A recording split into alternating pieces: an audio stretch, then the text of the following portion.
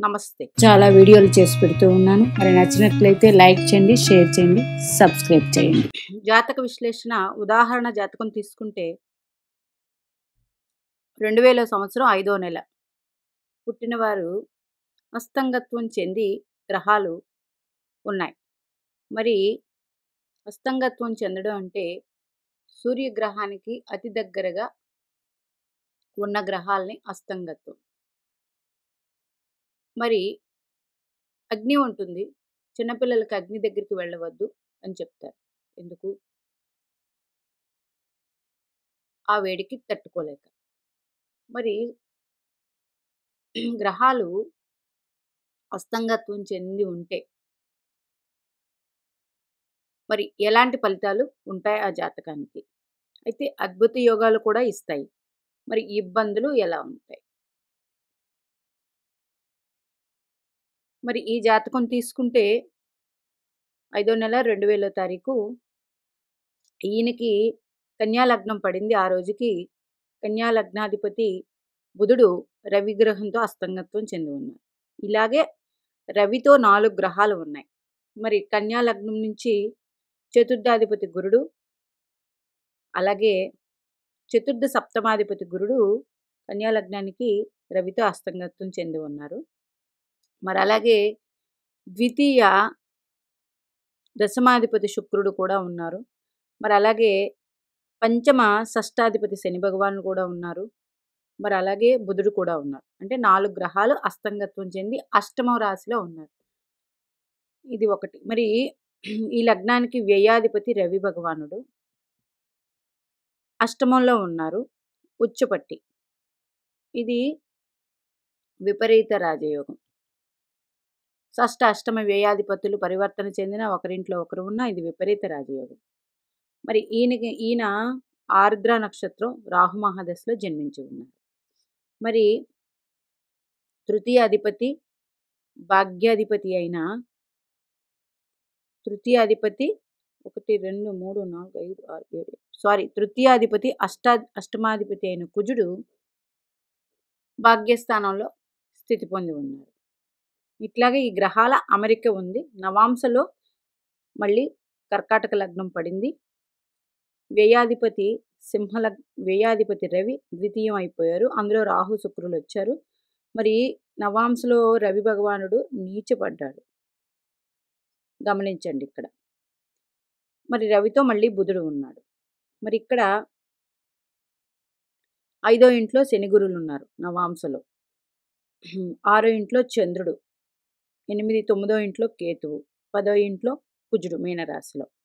ఇలాగ నవాంశ చక్రం ఏర్పడింది. మరి లగ్నము కన్యా లగ్నం హస్త నక్షత్రంలో 22 డిగ్రీల్లో ఉంది. తర్వాత ద్వితీయంలో ఎవరు లేరు, తృతీయంలో ఎవరు లేరు, చతుర్థంలో ఎవరు లేరు. పంచమ మకరంలో కేతు 4 డిగ్రీల్లో ఉత్తరాషాఢ నక్షత్రంలో ఉన్నారు. గురుపాలిత నక్షత్రం. మరి ఇది వ్యయాధిపతి నక్షత్రం. వ్యయాధిపతితో కేతువు సంబంధం. మరి కేతుకి వ్యయాధిపతితో సంబంధం వచ్చినప్పుడు వీరికి ఆధ్యాత్మిక మార్గంలో వీరిని పెడితే అద్భుతమైన ఫలితాలు అందుకుంటారు. ఈ అస్తంగత్వం చెందిన దోషం అంతా పోతుంది. మరి ఇంకా మేషరాశి అష్టమంలో 5 గ్రహాలు ఉన్నాయి. చూడండి ఈ 5 గ్రహాలు. 1 రవి గ్రహం భరణి నక్షత్రం 23 డిగ్రీలు 3వ పాదంలో ఉన్నారు. మరి అలాగే బుధుడు భరణి నక్షత్రం 21 డిగ్రీలు 3వ పాదం. అంటే వీళ్ళిద్దరూ ఒకే పాదం మీద అతి దగ్గరగా ఉన్నారు కాబట్టి బుధుడు కంబస్ట్ అయ్యాడు. బుధుడు కంబస్ట్ అయితే ప్రతి గ్రహం కంబషన్ ఎలా ఉంటుందో ఈ వీడియోలో చెప్తాను. మరి శుక్ర భగవానుడు భరణి నక్షత్రం 13 డిగ్రీల్లో ఉన్నారు. వీళ్ళకి దూరంగా ఉన్నాడు 1వ పాదంలో. మరి అలాగే శని భగవానుడు భరణి నక్షత్రం 26 డిగ్రీలు 4వ పాదంలో. అంటే రవి గ్రహానికి దగ్గరగా ఉన్నట్టే. మరి గురుడు మళ్ళీ భరణి నక్షత్రం 23. అంటే శుక్రుడు ఒక్కడే దూరంగా ఉన్నారు. మిగతా గ్రహాలన్నీ రవి గ్రహంతో కంబషన్ ఉంది. మరి కుజుడు కృత్తికా నక్షత్రం 8 డిగ్రీల్లో ఉన్నారు. అశ్విని భరణి కృత్తిక అంటే వృషభ రాశిలోకి వెళ్ళిపోయారు. అయినా సరే 8 డిగ్రీలు వీరికి ఇప్పుడు రవిగ్రహం 23 అంటే 24, 25, 26, 27, 28, 30 ఎక్కువ డిగ్రీల తేడాలతోనే ఉన్నారు. చంద్రుడు ఆర్ద్ర నక్షత్రం 8 డిగ్రీలు 1వ పాదం. మరి రాహు పుష్యమి నక్షత్రం 4 డిగ్రీలు 1వ పాదం. కేతువు ఇక్కడ కేతు గ్రహం పెట్టి ఉన్నాను. మొదటే రాశాను. కేతు గ్రహం మకర రాశిలో ఉత్తరాషాఢ నక్షత్రంలో ఉన్నారు. రాహు శనిపాలిత నక్షత్రంలో ఉన్నారు. కేతువు గురుపాలిత నక్షత్రంలో ఉన్నారు. ఇది చాలా మంచిది. ఇప్పుడు నక్షత్రాధిపతి కూడా బలం కావాలని చాలా వీడియోల్లో చెప్పుకున్నాను. ఈ నక్షత్రాధిపతి బలం కలిగి ఉన్నాడు లాభస్థానంలో. అయితే కర్కాటక రాశిలో స్థితి పొందారు. కర్కాటక రాశి జలరాశి కాబట్టి అంత యోగదాయకంగా ఉండదు, కానీ మంచి ఫలితాలే ఉంటాయి. ఈయన ఈ దశలోనే పుట్టి ఉన్నారు. ఇక్కడ మరి కంబషన్ చెందిన గ్రహాలు అంటే అస్తంగత్వం. చంద్రుడు అయితే సూర్యునికి ఇరువైపులా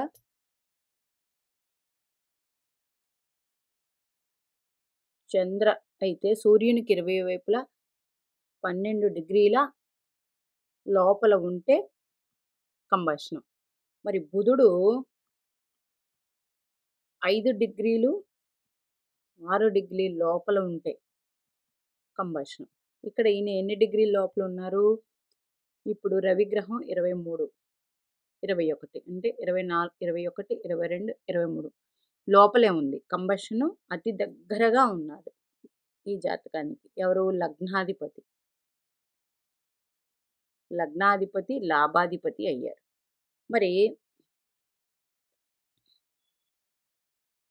మరి శుక్రుడు ఎన్ని డిగ్రీలు కూడా? శుక్రుడు కూడా 5, 6 డిగ్రీల లోపల ఉంటే ఇబ్బంది. అంటే ఇది ఓకే, శుక్రుడు దూరంగా ఉన్నాడు ఈ జాతకానికి. మరి కుజుడు సూర్యునికి ఇరువైపులా 7, 8 డిగ్రీల లోపల ఉండకూడదు. కుజుడు తర్వాత బృహస్పతి అంటే గురుడు. బృహస్పతి సూర్యునికి ఇరువైపులా 9, 10 డిగ్రీల లోపల. శని భగవానుడు కూడా 9, 10 డిగ్రీల లోపల. రాహుకేతువులు ఛాయాగ్రహాలు వచ్చినప్పుడు వీరు సూర్యునికి దగ్గరగా వచ్చినప్పుడు గ్రహణాలు కలిగిస్తాయి. అందుచేత ఈయనకి ఇట్లా ఉన్నట్లయితే ఈ శక్తి ఉదాహరణకు సూర్యుడు 10 డిగ్రీల వద్ద కర్కాటక రాశిలో ఉన్నాడు. బుధుడు 5 డిగ్రీల వద్ద అదే రాశిలో ఉన్నాడు. అంటే బుధుడు గ్రహణం అస్తంగత్వం చెందినట్టే. మరి ఇట్లా తీసుకోవాలి. బుధగ్రహం సాధారణంగా ఇక్కడ బాధితుడయ్యాడు. అప్పుడు ఏమవుతుందంటే చిన్న గ్రహం ఏంటంటే బుధుడు మన సౌర వ్యవస్థలో అతి చిన్న గ్రహం కాబట్టి అది సూర్యుడు దగ్గరగా ఎప్పుడూ ఉంటూ ఉంటుంది. అయితే బుధుడు బుద్ధికి కారకుడు, అలాగే వేగవంతానికి. మరి బుధుడికి రాకుమారుడు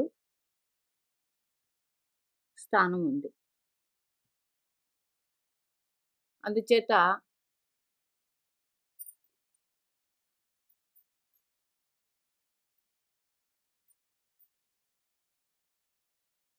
ఇక్కడ బుధుడు కంబషను ఎక్కువగా ఉంది.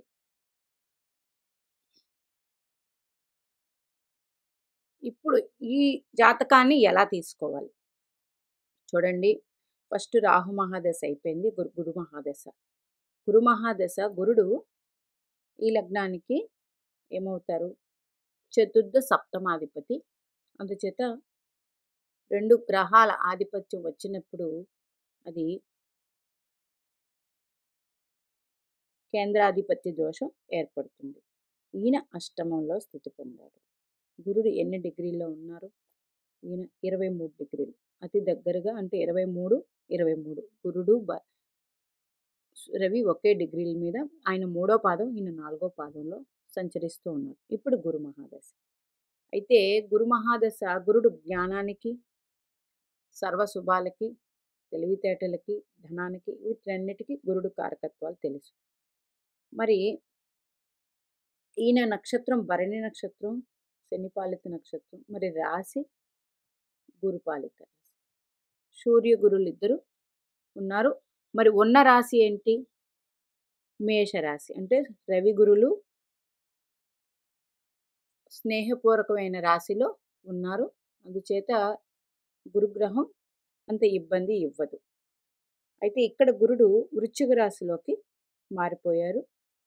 చూడండి, కర్కాటక లగ్నం, పంచమంలో గురుడు.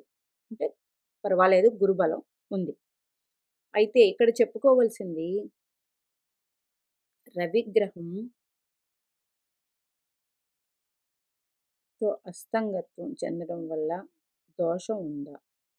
దోషం అనరు. ఆ గ్రహానికి సహజమైన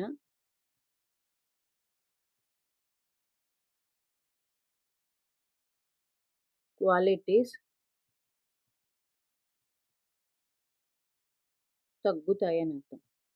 అయితే కొన్ని గ్రంథాలలో ఆ సూర్యుని యొక్క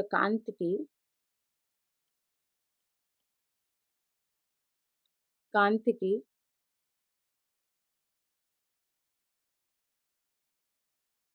ఇంకా మంచిగా వెలుగులో గ్రహాలు ఉండడం వల్ల అన్ని రకాల శుభాలు కూడా ఇస్తారు అని చెప్తారు. అయితే ఇక్కడ ఈయనకి గురు మహాదశ బాగానే ఉంటుంది, శని మహాదశ కూడా బాగానే ఉంటుంది. బాగానే ఉండడం అంటే శని ఇక్కడ నీచపడ్డారు అష్టమంలో, అష్టమ రాశి ఆయనకి కారకత్వం. మరి ఈయనకి చూడండి, 1 2 3 4 5 6 పంచమ షష్టాధిపతి అయ్యాడు.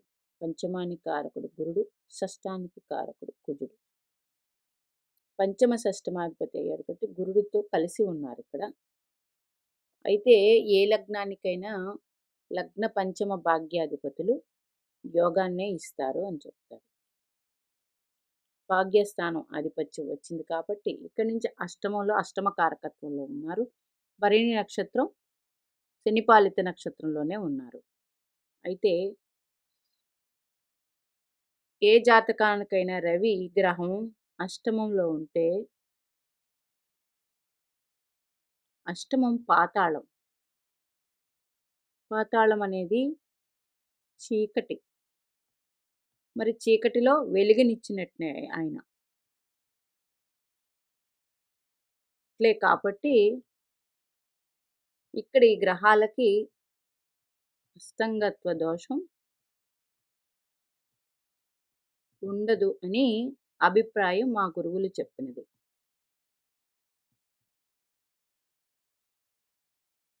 అందుచేత అంత ఇబ్బంది పడాల్సిన పని లేదు. అయితే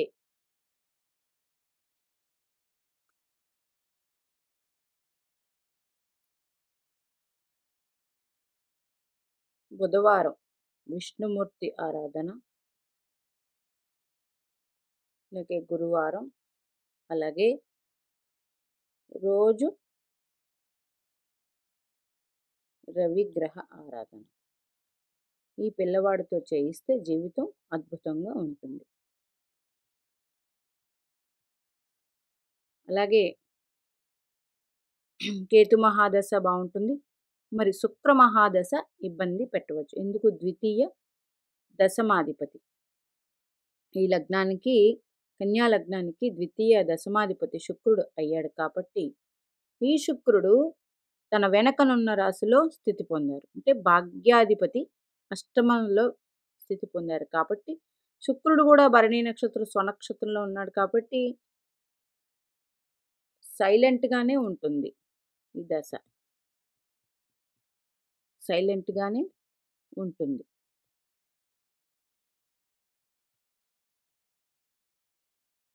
తర్వాత శుక్రుడి దశ, కుజ దశ నాట్ గుడ్.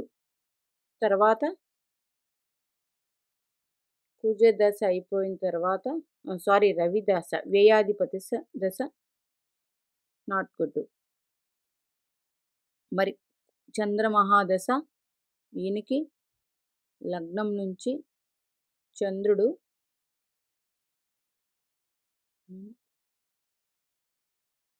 10వ రాశి. లగ్నం నుంచి చంద్రుడు 10వ రాశిలో ఉన్నాడు. చంద్రమహాదశ కూడా ఆర్ద్ర నక్షత్రం. మరి ఆర్ద్ర నక్షత్రాధిపతి ద్వితీయంలో ఉన్నాడు. ద్వితీయంలో ఉన్నాడు రాహు. ఇది చంద్రుడి నుంచి, చంద్ర నక్షత్రాధిపతి రాహు ద్వితీయంలో. పుష్యమి నక్షత్రం. పుష్యమి నక్షత్రం పంచమ షష్టాధిపతి నక్షత్రం. రాహు మహాదశ అయిపోయింది కాబట్టి రాహు మహాదశని మనం తీసుకోక్కర్లేదు. చంద్ర మహాదశ.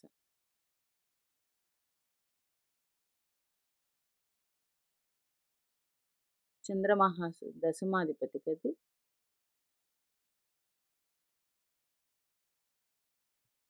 అంత ఫేవరబుల్గా ఉండదు. కాబట్టి అస్తంగత్వం దోషం ఉందా అనేది, దీనికి అస్తంగత్వం చెందిన గ్రహాలు ఏ రకంగానూ పని చేయవు అని చెప్తారు. లేదు, అస్తంగత్వం చెందిన గ్రహాలు అద్భుత యోగాలను కూడా ఇస్తాయి. అది సూర్యుని వేడికి ఉన్నాయి కాబట్టి అది కొంచెం ఇబ్బందుల పాలు అవుతుంది కాబట్టి చెప్తారు. కానీ అష్టమంలో స్థితి పొందారు కాబట్టి ఈ ప్రతి గ్రహం ద్వితీయ స్థానాన్ని వీక్షిస్తూ ఉంది. ఇది ప్రతి గ్రహం ద్వితీయ స్థానాన్ని వీక్షిస్తూ ఉంది కాబట్టి వీరికి ధనానికి లోటు ఉండదు. మరి గురుడు 1, 2, 3, 4, 5 వ్యయాన్ని వీక్షిస్తున్నారు, 2ని వీక్షిస్తున్నారు, 6, 7, 8, 9 అంటే చతుర్థాన్ని వీక్షిస్తూ ఉన్నారు గురుడు. శుక్రుడు వీక్షిస్తున్నారు 1వ దశ. శని భగవానుడు 1, 2, 3. మరి అలాగే సప్తమ దృష్టి 8, 9, 10 కేతువుని వీక్షిస్తున్నారు. శని భగవానుడు తన స్వరాశిని కూడా వీక్షిస్తున్నారు. ఇది పంచమ రాశి. అంటే వీళ్ళకి జ్ఞానం ఉంటుంది, అతి వేగత్వం ఉంటుంది, చురుకైన వారు. అలాగే వీరికి మాత్రం ఎప్పుడు తల్లిదండ్రులు